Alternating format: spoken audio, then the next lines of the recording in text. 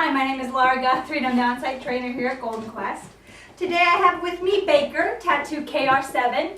Baker is an 8-month-old Comfort Retriever here from Golden Quest. He's been in training for 5 days. So we're going to show you how he's been doing.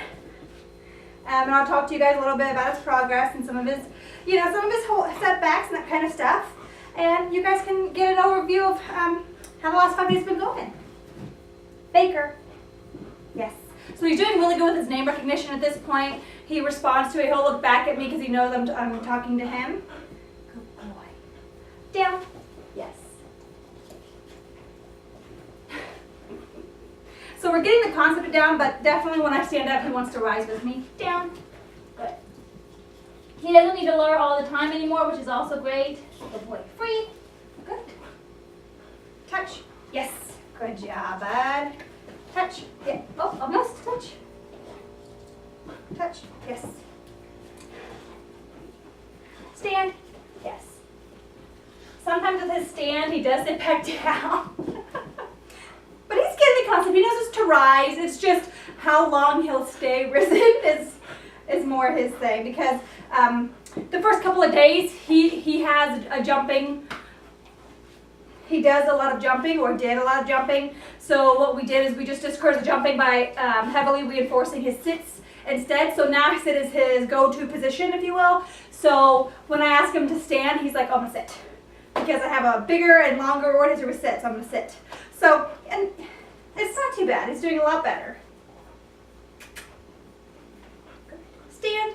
Yes. Stand. Stand up. Good. There you go. There we go. Woo. Sit. Yes. Good job. Place. Yes. Now because he's a little bit bigger, sometimes it's hard to make sure that he can get on the place bed and find the treat without getting off. Right now we're just building up the reward history at the place bed, teaching him that the head brings the reward. Good boy. Free. And even though he doesn't understand what free is yet as his release cue, good boy.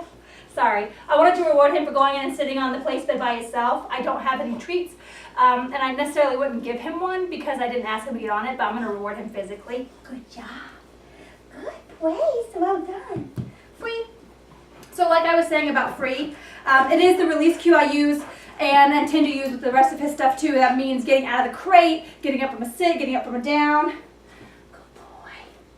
But I'm using it now, and ideally, eventually it's going to click and he's going to understand and start getting the concept that free means to release himself from the cue he's using. Yeah.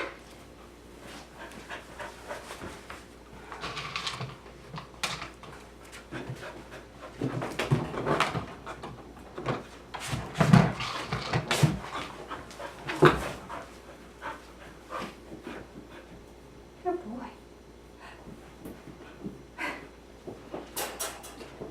Baker crate. Good job. Baker crate. Woo, good boy. Crate. Oh, now how you get in there? How you gonna get that?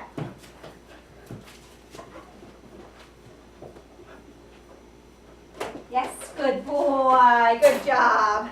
So with him right now, when I help him in the crate for the evening time, he's perfectly fine with that. He only barks for like maybe 2 minutes. And then once he realizes it's bedtime, he stops immediately and he's fine. But when it comes to the training portion where he gets in the crate by himself, where he's at right now, he has gone in it full bodied about 2 or 3 times. No, Baker, off. Good job. But I'm not going to push him. I want him to do it at his own pace because I want him to feel comfortable getting in the crate. And I want it to be something that he builds a happy, comfortable, and stable reward history with, and I want it to be positive. So when it comes to nighttime, when I help him in the crate, I do give him a little piece of kibble in the crate as a reward, and then he gets a toy and a blanket to snuggle with at night, and he does really good with that. Yes, he does.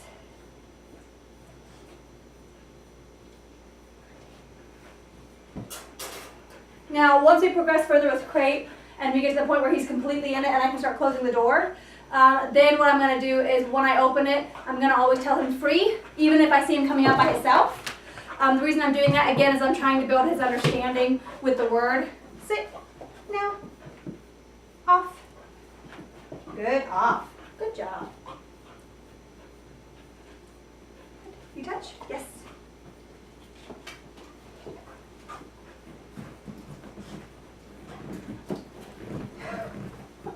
Now, off. Good.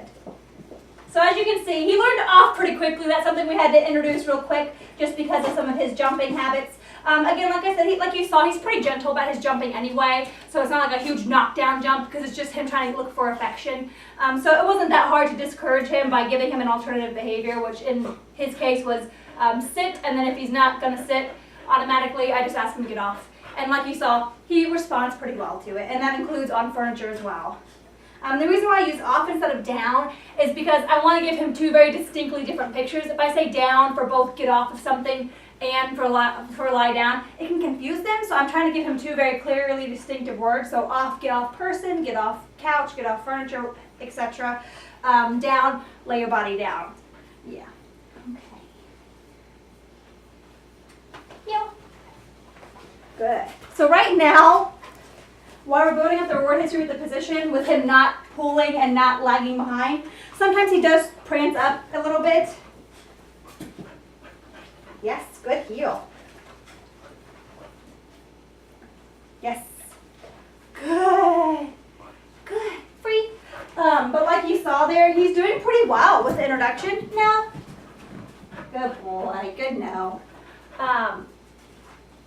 He is starting to understand that reward history. He's comfortable with the leash. Unlike the puppies, I introduced the leash a little quicker to him just because he's a little bit older, and I wanted to make sure if he had any goofy behaviors with the leash, we could work on those quickly and work on them from the beginning, whereas puppies it's a little bit easier. He's still a puppy himself, but he's a little older puppy, so we just wanted to introduce that and see how he was with it. Like you saw, he did good. He didn't try to pull with it, or he didn't try to alligator roll or anything silly, so I'm really happy with him on that.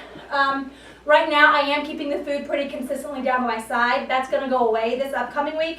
The reason why I have it there right now is because I'm trying to teach him that's where the reward is. If he were to go off to the side or stay behind me or go in front of me, he wouldn't get the food.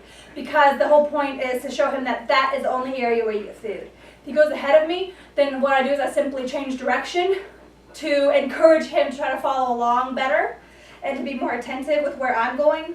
If he starts lagging behind, which he really doesn't tend to have a problem with too often, but if he does, then I just kind of coax him up by patting my leg and saying, come on, Baker, and he usually hurries up real quick. When it comes to healing outside, bit more of a mess just because so much more distractions, things to smell and to see and to hear. So it's more distracting than inside, but right now I'm more concerned with his introduction to this and him getting comfortable with listening and understanding the positioning inside. But he's doing really well. And then like you saw at the end there when I stopped, I lured him into a sit like I do with the young puppies. Even though he does a really good sit by himself, and like I talked about earlier, it's kind of his default position now. The reason why I didn't tell him to sit and I lured him instead is because eventually I want him to automatically sit without being asked to if you stop or if any handler who's holding his leash stops while they're walking with him. Because it should be an automatic part of the heel. Because what happens if your dog doesn't do an automatic sit and you're healing? Whether you're stopped at a crosswalk or you're stopping because a bicycle is racing past or something like that. If your dog keeps walking while you stopped, then he's going to choke himself at the end, or he's going to end up making the bicyclist have to swerve around. Like, it's just a whole list of scenarios. So it's nice to have them automatically sit. So they're going to see you sit and go, oh, I know what's coming. She always lures me into a sit. I know that's part of it, so I'm just going to sit down now.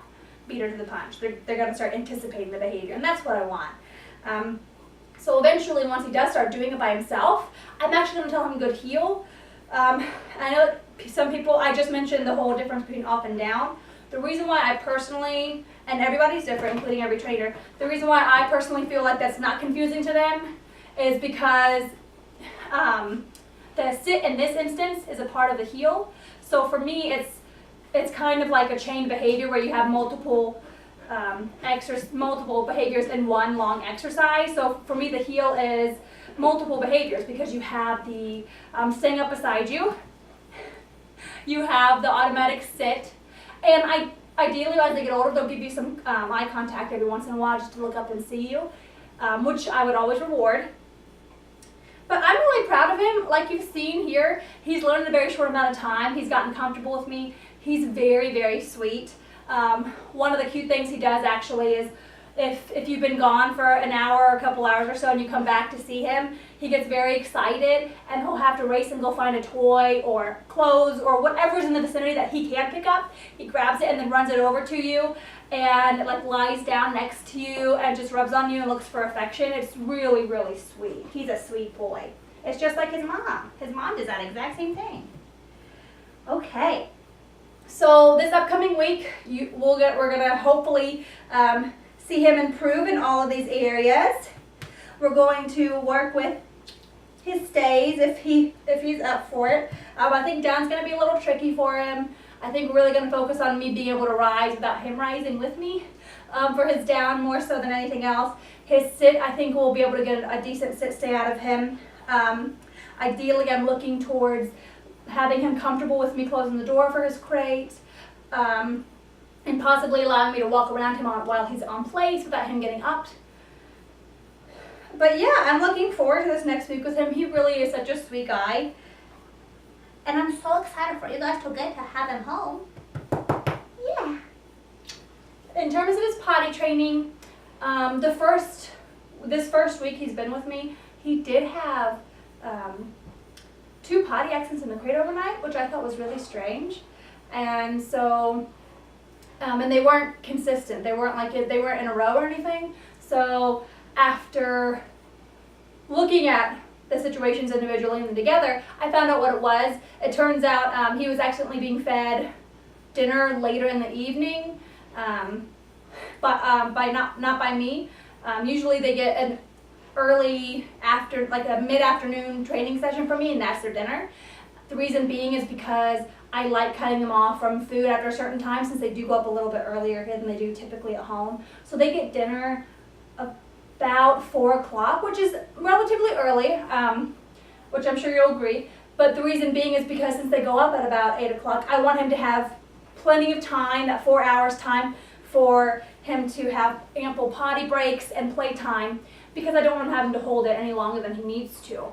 And so those particular days, it turns out there was miscommunication and between staff and I, and he ended up getting an extra dinner, which for him is awesome, right? So he wasn't too upset about it, but he did have a little potty accident in the morning. We had to clean him up. But since we fixed that little bump in the road, he's been doing fantastic. So I really don't foresee him having any of those issues once he gets home. And then, let's see, like I mentioned with the crate, he does bark a little bit when you first put him in there, especially if you talk to him any after you put him in. But otherwise, he's pretty good. The ritual, if you will, that we do here is that once he's had that afternoon training session and he gets to play outside, he goes up about 7:30 or 8. We put him in the crate, cover the crate, put on some instrumental music, and then we turn off the lights and close the barn door. And all of those are good signs to him that, oh, I know what's happening, oh, we're going to bed. And that seems to help him really well. But yeah, does that sound good? And we'll see you guys next week with the next update. But yeah, I'm looking forward to seeing what next week brings, right, bud? Yeah. Yeah, I know. That's a good boy. Come on. You can go put outside?